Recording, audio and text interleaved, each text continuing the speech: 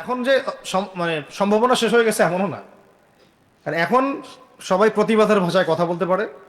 একটা রেভলিউশন ঘটানোর মতো সিচুয়েশন বাংলাদেশে আছে। অন্তত পক্ষে আমাদের ভাইদের মধ্যে আমরা দেখেছি, ছাত্র ভাইদের মধ্যে সাহস তো মাশাআল্লাহ অবশ্যই আছে, ডেডিকেশন আছে, জীবন দেওয়ার মানসিকতা আছে। তাদেরকে খালি নার্সিং করতে হবে, জীবনটা যেন ভুল পথে না যায়। এখন আবু সাঈদের রক্তের উপর দাঁড়ায় যদি কোনো সেকুলার ক্ষমতায় আসে, তাহলে এটা আবু সাঈদের রক্তের সাথে গাদ্দারি হচ্ছে।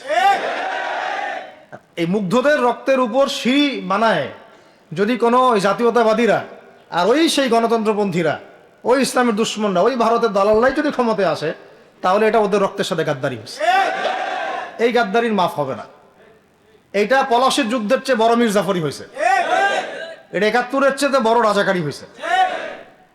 আপনারা বলেন যে দেখেন, ভালো করে বুঝেন, গুম হয়েছে এক শ্রেণী, আমার কথা মন খারাপ করে না, এক শ্রেণী গুম হয়ে গেছে, এক শ্রেণী ক্রস ফায়ার, এক শ্রেণী শাপলা চত্বরে রক্ত দিছে, তাই নাই?